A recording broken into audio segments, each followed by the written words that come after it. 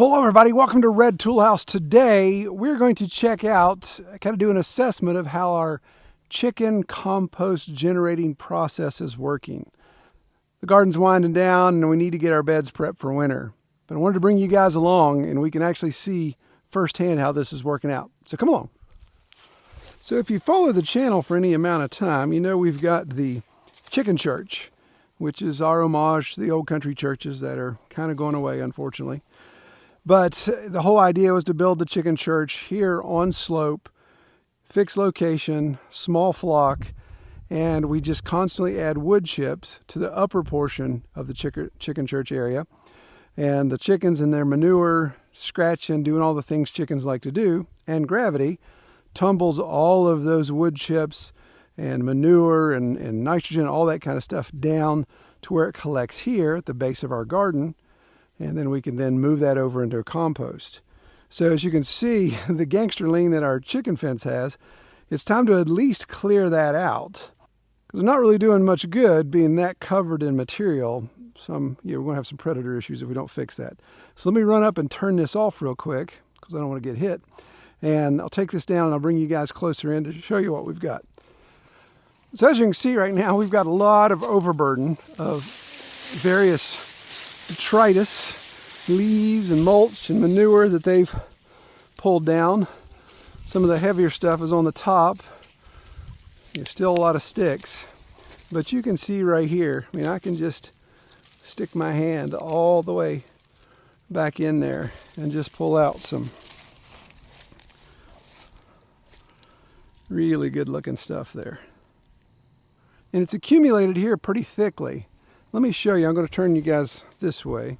So check this out. This is obviously the edge of the fence where they could not scratch beyond. And you can see that embankment that has been made here. Almost the length of my shoe. So that's where what I do is at times I'll move the fence over this way a little bit to give them a little more access. Ideally, if I could ever get the rest of my fence done, make it to a priority, the permanent fencing here is going to be the primary chicken run. Poultry netting will come down, and I've got primary fencing all the way around behind it. So boxing in the entire chicken church, and the plan would be to then take the poultry netting and bring it down here, and temporarily, during the off season, have it kind of woven around so the chickens can get in here, scratch out all these weeds, and of course make some deposits. But we're not there yet. So this has worked out very well as far as accumulating material. Now the quality of material, I haven't really harvested much of it, but we'll get into it here in a second. So there is a little chink in the armor here, and one thing I don't know why I didn't think of it. It makes sense, but you can see all of this is, of course, greenery that's coming in because of all this supercharged compost or sub-compost laying here. Tons and tons of volunteer tomatoes because we toss spoiled tomatoes or tomatoes that we've processed, and the bits left over, we toss them to the chickens. Well, of course, those bits incorporate a lot of seeds, and there are tomatoes, little volunteers everywhere. Chickens love them. But so we've got a lot of this green material. And the idea in my mind is thinking, well, I'll just have compost at any time of year I want to come get it. I'll be able to do that. Way too much green here to just come over and take a shovelful. So what I'm going to do is I'm going to get here with a tractor and we're going to tear up some stuff. We'll rake a lot of this down and just see what we can collect. Over here, believe it or not, is actually our compost pile. So let me bring you in close to that because it's covered in green. I know it doesn't look like much because the camera doesn't do it justice, but I'm walking up a pretty good embankment here of compost. And there's a ton of blackberry, wild blackberry that's growing back here. I like blackberry, but we're not going to allow that to take off in this spot. We've got that elsewhere. So I'm going to come in here and try to pull this down with the tractor bucket, stir it all up, try to turn the compost, even have some old rotted boards in here that we used for some of the raised beds and some of the abutments. So get all that turned up, maybe pull those out, and then try to scrape down what we can. Boys, when they cut the grass, they dump the clippings there where you guys are. So just try to get more of this consolidated and turned. So enough talking. Let's get some tractor work.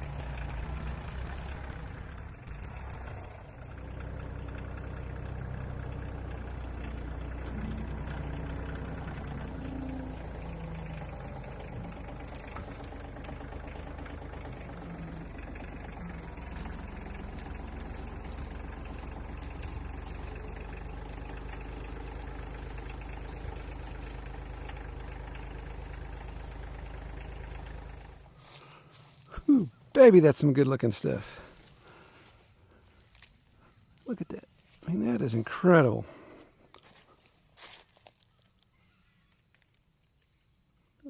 Zoomed in too much. Just beautiful, beautiful soil. A little bit of trash in it with the boards, but and of course, tons of weed seeds. Nothing around, no way to get around that. Of course, just put a whole bunch more in there by putting all that green matter in. But obviously, that's going to break down and create even more compost. Should have scraped a little bit more back here. I've got some more closer to the fence. So this bank, I don't know if you noticed, everything's so green, probably couldn't, but it's cutting into this bank a little bit. Somewhere in here, of course, is the sterile clay from where we did our vertical cut. But so much of this overburden's come over and covered that up that I want to get in here and try to cut that edge back again. More tomatoes for the chickens. And try to scalp a lot of these volunteer tomatoes off of here. One thing we've been running into is issue with rodents. We've had a bit of a rat infestation in the chicken church, and they've been coming down here to hide right along the edge. Now I've got 3 cat assassins that have been doing a good job taking care of them when they come outside the electric fence.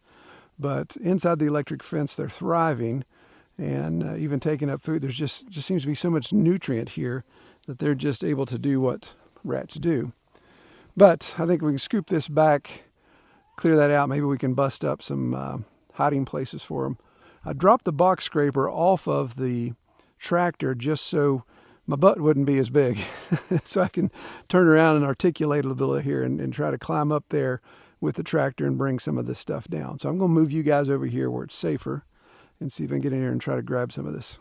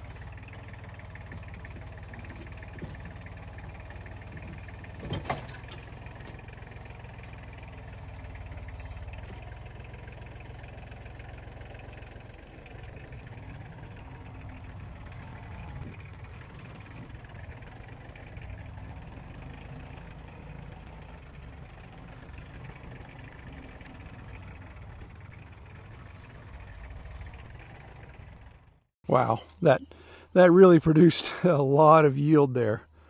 I mean, that's probably 3 or 4 piles equivalent there. And look at the strata. You can see just that big chunk right there that I was not able to get to with my bucket. You can see a little bit of the biochar, or the charcoal, for all you guys that get all uppity about that. The charcoal that I put up here in the chicken run a month ago, and as it's cascaded down, filling full of nutrients and manure, it becomes biochar.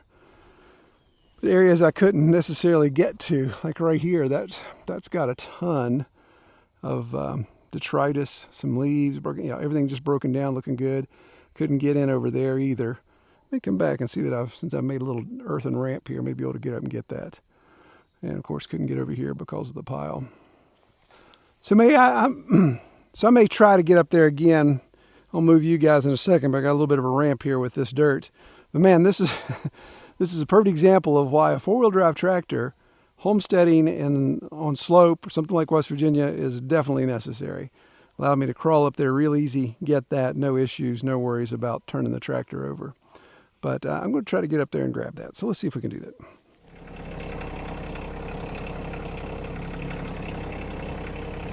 Kelly says I make funny faces when I do complicated tractor work, so we'll have to go back through the video after when we edit and see how many funny faces we make.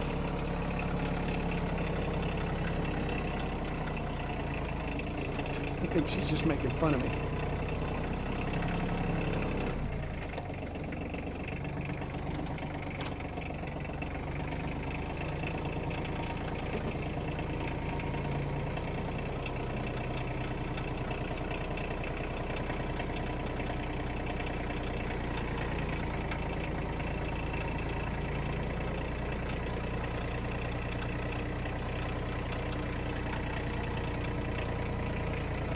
Oh yeah. Take her to the top.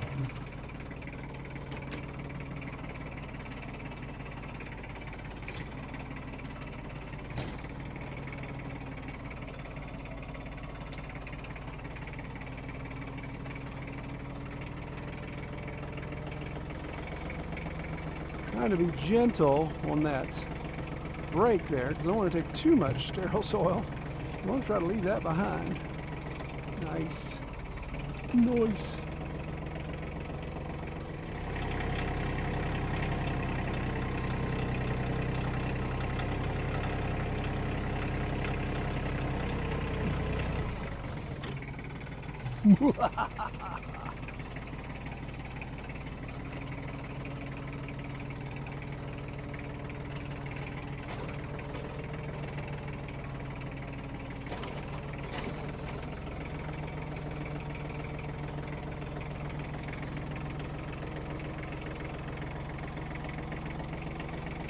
Oh yeah, very nice.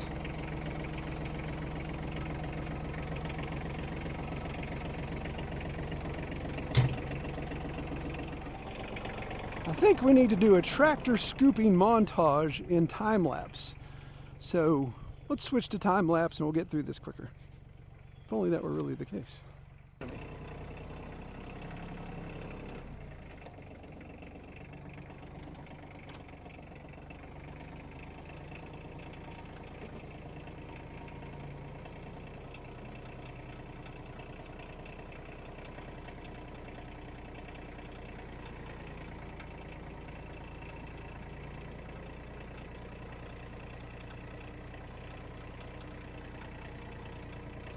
Well, I think that turned out pretty well. Harvested quite a bit of compost, topsoil, whatever you want to call it there.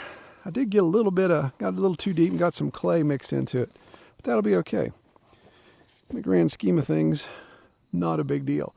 So we're going to allow this to just continue to break down more. Obviously, all these weeds we have in that'll break down pretty quickly, especially as we get into more of a wetter season, hopefully. So I still have a little bit of soil here on the bank. That's good stuff, but I think I'm going to leave that. I like having a little bit more gradual slope here. That'll slow down some erosion. And speaking of erosion, so what you're thinking, Troy, what about all this bare earth you have now? Well, the game plan is here in the next week or so, we'll be making a lot more wood chips. Kind of have a cool announcement, surprise, upgrade, whatever you want to call it, coming here to the farm soon. So that'll be fun to incorporate, be able to make a lot of wood chips. We'll get the chicken church yard all wood chipped up again and get that moved down here. That really helps slow down erosion. Along those same lines, you may not be able to tell with the camera, but from the pile of dirt that we just built up here to this way going toward my tractor, it actually slopes toward my tractor. And then there's a little ditch line that comes around and comes right under you guys and then gets over here. I'll just show you instead of telling you. That ditch line, it's tough to tell here in all the weeds, but goes right against a big dam that I've put in with old logs and some soil, and it becomes a silk catch. And that's my Adams elderberry. I've got some choker vine I got to get out of there, but Adams elderberry is planted right there. So it's just sucking up all those nutrients that would happen to wash that far down. But with this slow moving swale, fancy term, right? Just a ditch basically. Slow moving swale that would come around underneath my tractor, hook back around, and come right down here underneath you guys. Then that slows down any soil washing away. You know, obviously we want to keep it from even coming off the hill, but with a little bit of slope here in West Virginia, it just is what it is. I got one chicken, she's ready to brave it. But that's another thing too, speaking of chickens. So with all that soft compost material there, it was tough to find a spot to plant my go on, get back in there. Get back in there, fuzzbutt. Speaking of fuzzbutt, come on. Get up in there, girl. Oh, you jerk. Anyway, it was tough to have firm soil in which to plant my fence posts here. It was so loose that I would stick them in the ground and they would just simply fall over. So now, with this, we'll be able to firmly plant them back into the soil.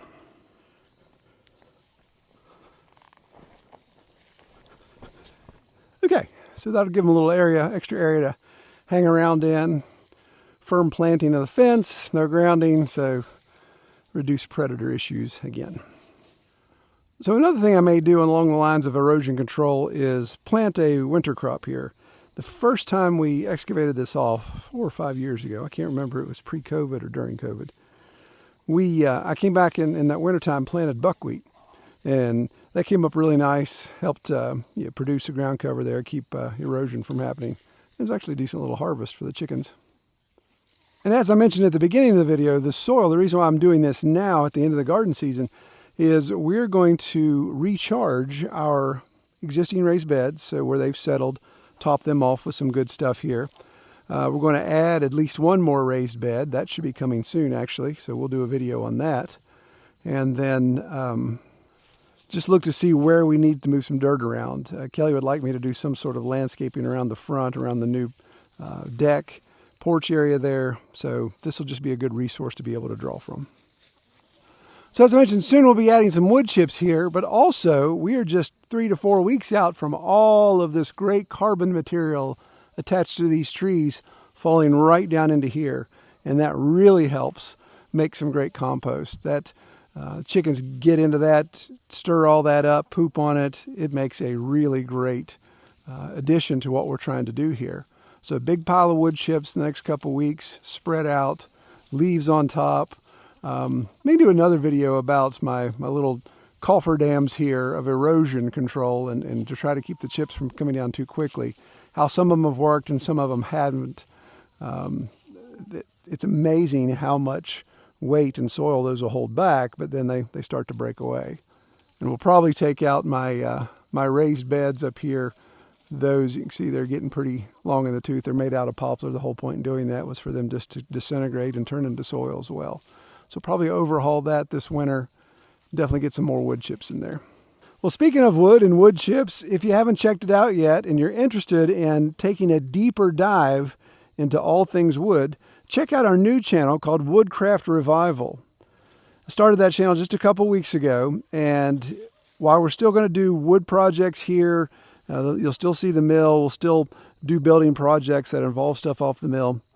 Woodcraft Revival will take a much deeper dive into some of those things. So you may see us put together a project on the mill here on Red Tool House, but if you say, well, I really want to see all the full details, maybe the details of each cut, or Troy explaining why he's making that specific cut on the mill, then you could go over to Woodcraft Revival and see that.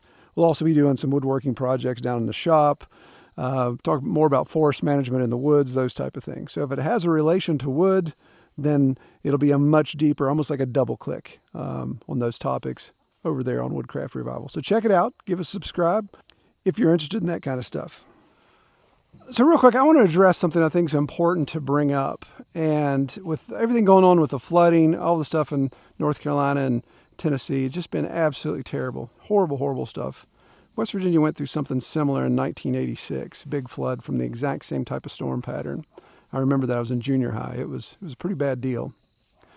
But the thing that caught my attention and all the correspondence about this and people trying to help, people with good heart trying to reach out, seeing what they can do, I really love how people come together in that. But it just happened to be on one of these discussion threads, I don't even remember what platform it was on, where somebody was talking about, hey, we're praying for you guys. And I just remember somebody saying that, I don't give a damn about your prayers, pardon my French. And it's like they don't do anything. They don't mean anything. And it was sad to see that. Kind of broke my heart. And I thought, well, what do you do? I'm not a keyboard warrior. I don't want to get on a keyboard and fire back, all that type of stuff. That's just not the kind of person I am. But I thought, there's so many people out there that don't believe that. They do believe in the power of prayer, as I do.